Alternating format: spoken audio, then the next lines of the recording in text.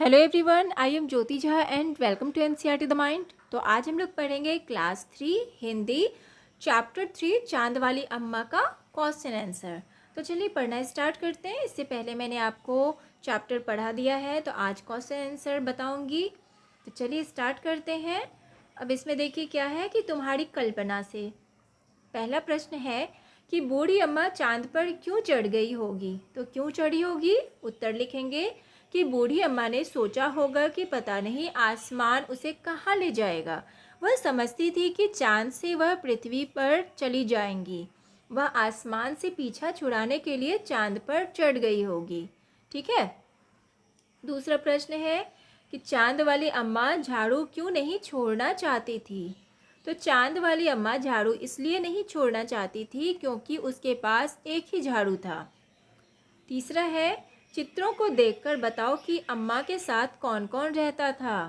तो अम्मा के साथ बादल, तितली, आसमान, चिड़िया और झाड़ू रहते थे। ठीक है।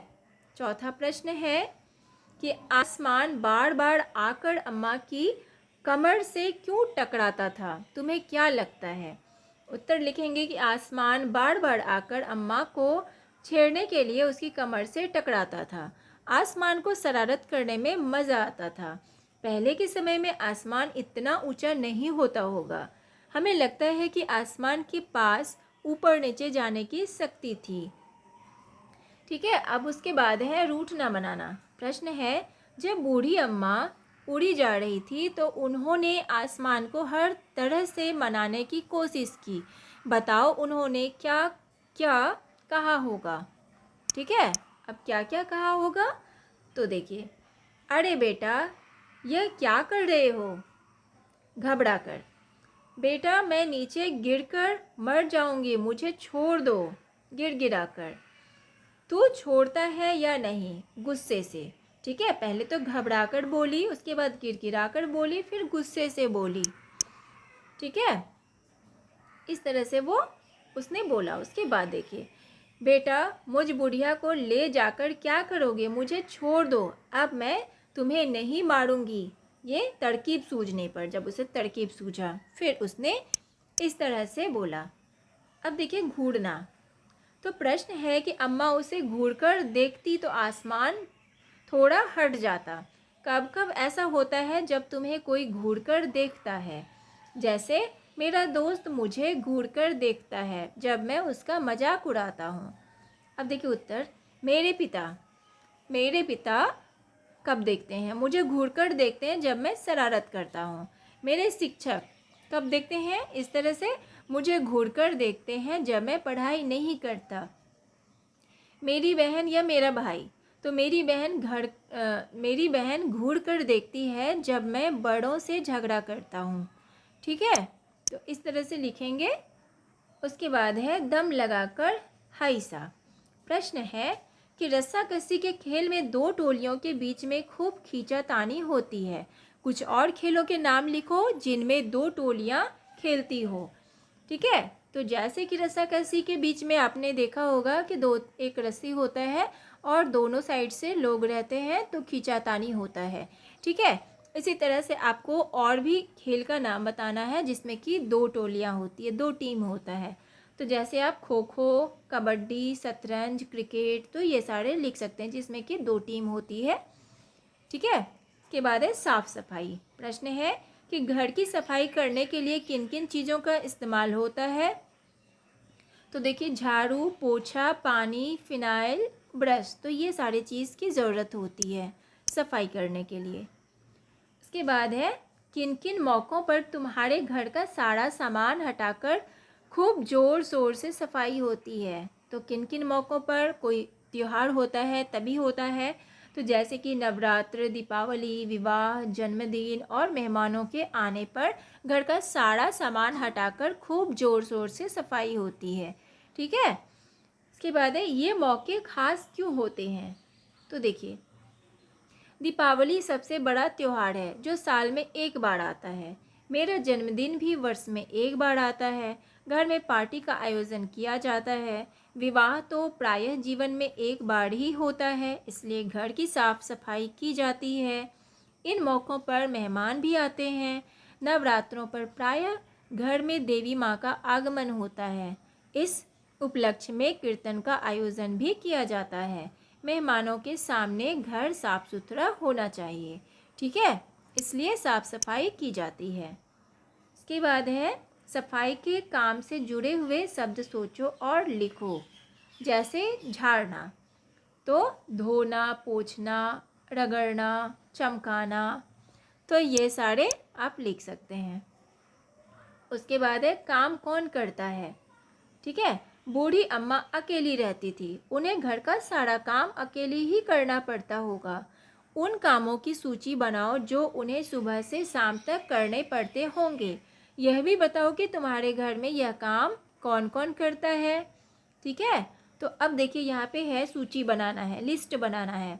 बूढ़ी अम्मा के काम, तो ये सारे हैं बूढ़ी अम्मा के काम जो वह सुबह से शाम तक करती थी। मेरे घर में कौन करता है, अब इधर है कि आपके घर में कौन करता है काम, वो लिखना है। तो बूढ़ी अम्मा क्या करती थी, पानी भरती थी, यानी कि पानी भरना उनका काम था। सफाई करना, कपड़े धोना, खाना बनाना। और माता पिता दोनों, ठीक है। अब मेरे घर में कौन करता है, मेरे माता पिता दोनों करते हैं। नौकरानी, बड़ी बहन, माता जी, ठीक है। तो जो भी करता है वो आप अपने अकॉर्डिंग लिखेंगे। अब प्रश्न है कि तुम कौन से काम करते हो, अपने कामों के बारे में बताओ, ठीक है। अब देखिए आप कौन से काम करते हैं, अब आप अपने बारे में बताएंगे। घर के काम, इधर घर से बाहर के काम, जैसे कि जूते बर्तन उठाकर रखना, ये छोटे छोटे जो काम होते हैं तो ये बच्चे कर सकते हैं, ठीक है। जूते बर्तन उठाकर रखना, इधर उधर पड़ी वस्तुओं को उनके निश्चित स्थान पर रखना, जूतों पर पॉलिश करना, मेहमानों को पानी पकड़ाना, तो ये सारे काम जो है आप कर सकते हैं। अब देखिए घर से बाहर के काम, जैसे कि दूध लाना, ट्यूशन जाना, दुकान से सामान लाना, सब्जी वाले को बुलाना, पढ़ने जाना, तो ये सारे काम भी आप कर सकते हैं, ठीक है। इसके बाद है कितने नाम कितने काम। प्रश्न है इस कहानी में नाम वाले और काम वाले कई शब्द आए हैं, उन्हें छांटकर नीचे तालिका में लिखो, ठीक है। अब देखिए नाम वाले शब्द, ये है नाम वाले शब्द, इधर है काम वाले शब्द। तो आसमान, चांद, पानी और झाड़ू, तो ये है नाम वाले शब्द। अब काम वाले हैं झाड़ू लगाना, खाना बनाना, पानी लाना और उठाना, तो ये सारे काम वाले शब्द हैं। इसके बाद है तुम्हारी शरारत, अपनी किसी शरारत के बारे में लिखो। अरे आसमान की शरारत तो कुछ ही नहीं, मैंने तो एक बार, ठीक है। इसमें बताया जा रहा है कि आसमान की शरारत तो कुछ भी नहीं, मैंने तो एक बार। अब उत्तर लिखेंगे, अपनी शरारत के बारे में लिखना है, आप कुछ भी शरारत लिख सकते हैं, अपने बारे में लिखना है। एक बार मैं मम्मी पापा के साथ लाल किला देखने गई। मम्मी पापा ने कहा तुम यहाँ से बाहर मत जाना। मैंने सोचा पता नहीं क्या होगा, यह मुझे मना कर रहे हैं, पर मैं कहाँ मानने वाली थी। मैं बाहर जाकर दुकानें व उनमें रखे खिलौने देखने लगी और खिलौने इत्यादि देखते देखते मैं रास्ता भूल गई। मैं एक कोने पर चुपकर खड़ी हो गई। मम्मी पापा मुझे ढूंढते हुए मेरे सामने से आगे निकल गए। मुझे शरारत सूझी, मैं उनके पीछे चल दी। जब वे परेशान हो गए तो मैंने उन्हें एकदम से आवाज़ लगाई। मम्मी ने मुझे डांटा और उठाकर गले से लगा लिया, ठीक है। तो इस तरह का कोई भी शरारत आप लिख सकते हैं अपना, ठीक है। अब देखिए तुम्हें चांद में क्या दिखाई देता है, बनाओ। अब देखिए इसमें चांद में क्या दिखाई देता है वो आपको बताना है। तो यहाँ पर है चांद, अब इसमें क्या दिखाई दे रहा है, तो यहाँ पे एक फेस है, इसमें आँख है, ठीक है, नाक है और होठ है, ठीक है। सारा चीज़ इसमें है जो आपको फेस में दिखाई दे रहा है, तो ये सारा आप लिखेंगे।